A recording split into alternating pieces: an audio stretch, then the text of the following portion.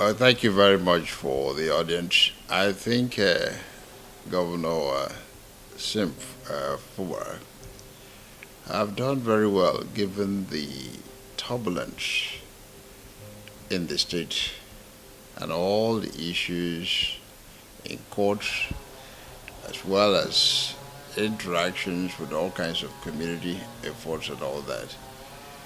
For him to handle all this together and still maintain the course of development in the state is worthy to be praised because these are enough distractions for him to handle this task together, building new roads, taking care of civil servants, and ensuring peace and stability in the state, and not reacting to some of the most unbelievable insults to the number one citizen of our state, not allowing his emotions and reactions to overcome his calm nature. But he managed all this and still continued to pilot the affairs of our state in the right direction. So I really give him thumbs up, and I hope he continues in that direction, and Almighty God will guide him as well.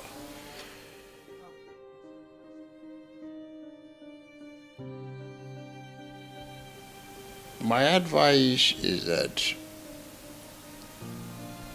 he should continue to be mature. Do not respond to some of the issues which most of us think are baseless, a serious distraction, and outright creation of reason for an uprising in the state. We have never seen it like this before, ever since our state was created.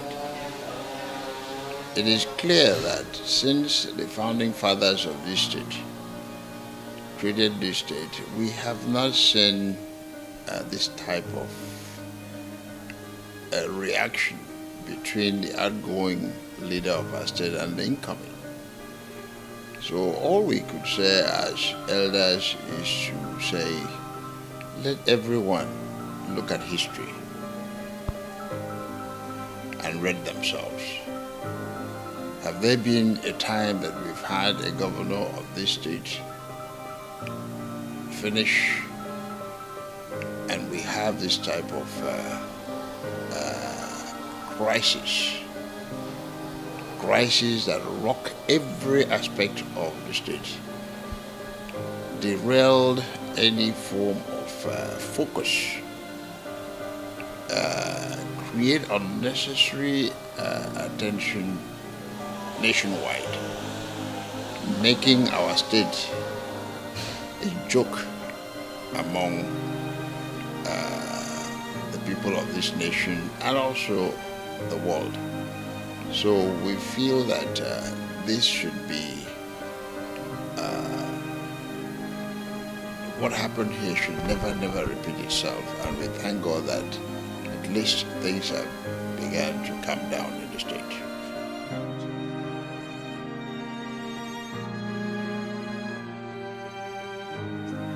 Well, our group is very careful. Myself and my colleague Alabo Eddie Kokai Brown, we have managed to direct the Pobo Elders Council for SIM in a way that is mature. We've not delved into some of the very thorny issues in any public manner, but we continue to engage all the participants constructively and to see how we can stabilize the affairs of the state, because we're elder statesmen. We have to live above some of the utterances and comments that could create a further crisis and derail or makes matter worse. So the Bobo Elders Forum is a very mature group, and whatever we have to add, we do that quietly and constructively.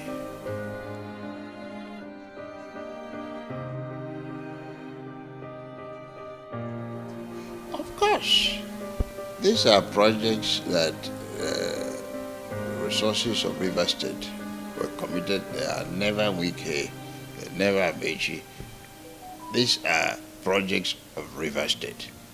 But however, it has to take them one by one on a case-by-case basis, look at each one of them, and see which one is viable and necessary to the current or prevailing economic condition of the state, and then pick them and develop them. So it is something that needs a careful review, and pick those ones that can help accelerate the economic growth and development of the state.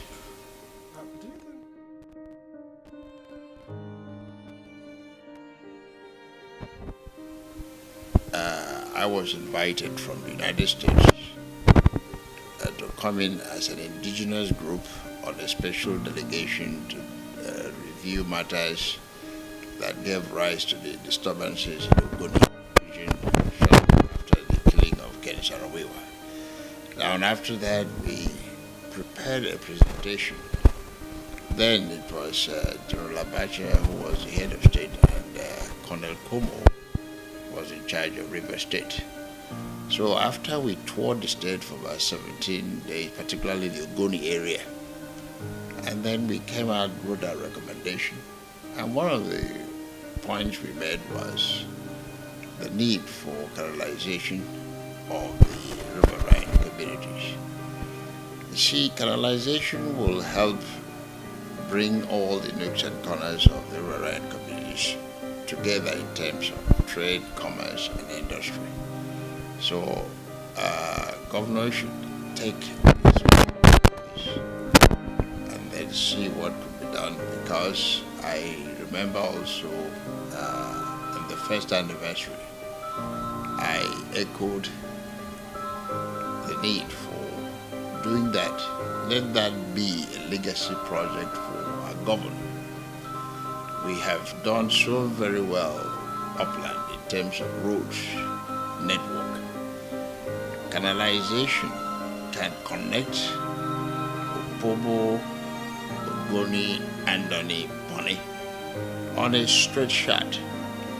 Because if you take the aerial view of our creeks, you find out that the meandering nature of our creeks cause transportation and movement to be very, very difficult. But if you create a canal that is well targeted to bring all these communities together, you see that it will advance commerce, promote industry, and you can access those areas, all those communities faster, and also it can serve as a place of carrying bulky goods, to various destinations, and put less stress on our roads.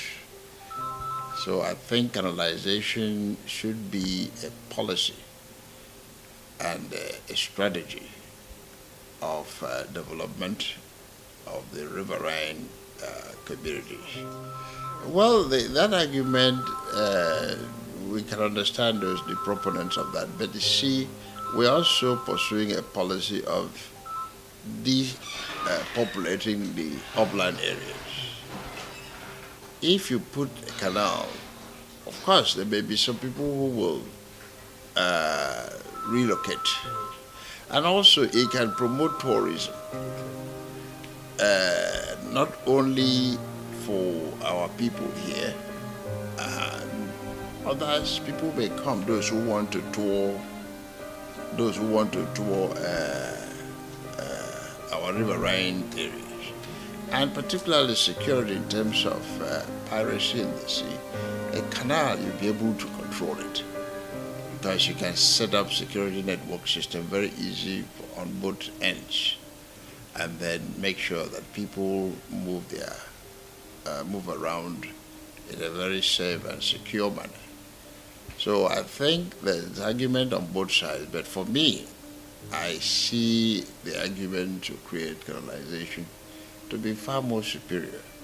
Because, yes, today there are less people there, but what about the future?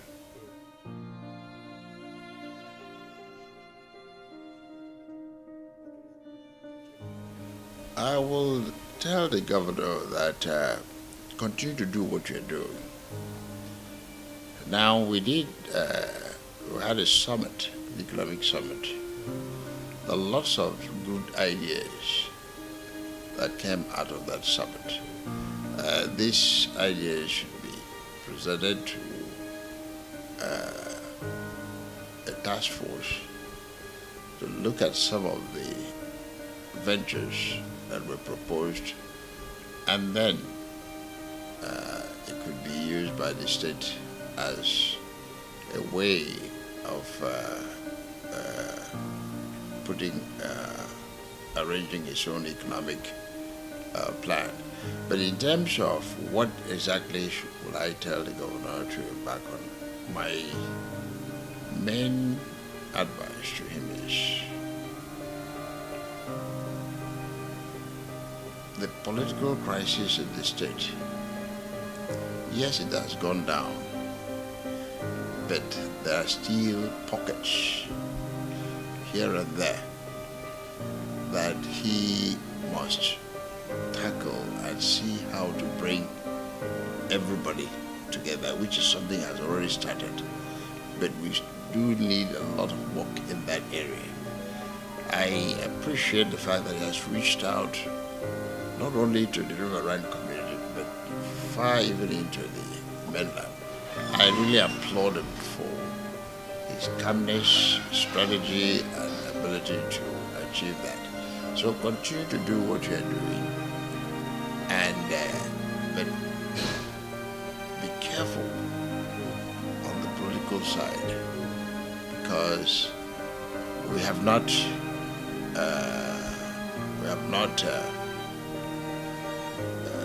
handled all these intricacies of all these political issues yet. So be careful, be well guided, and then be close to your God, which I know He is.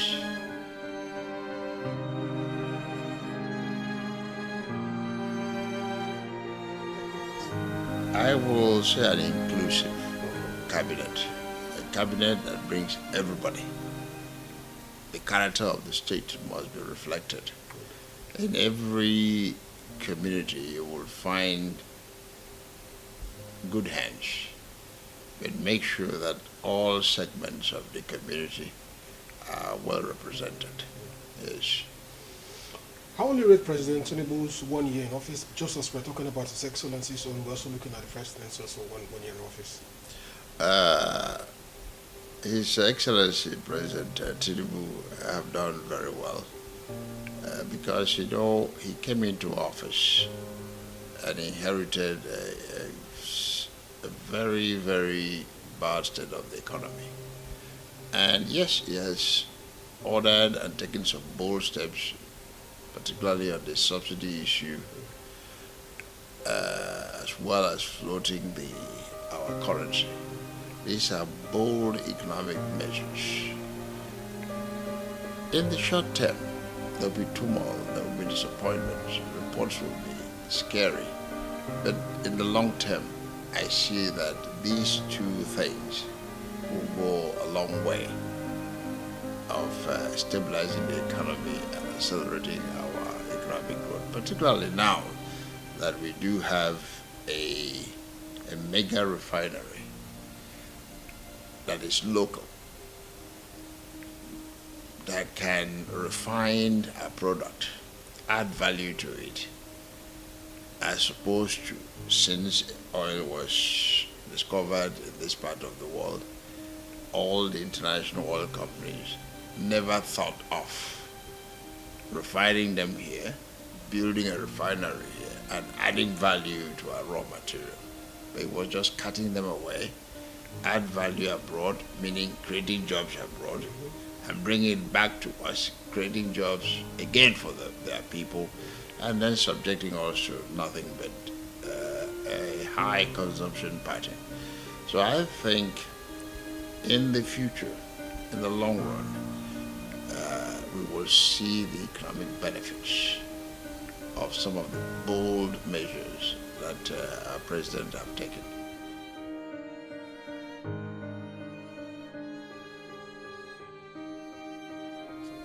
Well, yes, because in the hydrocarbon industry, we own the oil. God have blessed us. But the federal government is the administrator, the manager of the oil. We must engage them to be part of it.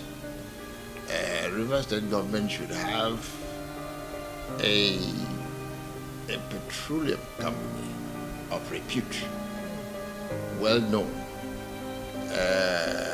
even if it's go on with the private sector, but something that identify with our state, with all this money that flows into the state, it could be targeted in that area. So look, we are an oil and gas city.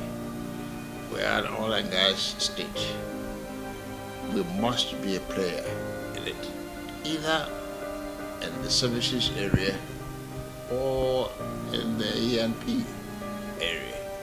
So, but allowing the federal government, allowing all other entities to play that role with us, not participating at all, is not is worrisome. I think River State government should look at how we can fit it into the oil and gas industry and play a role in the state. All right, this is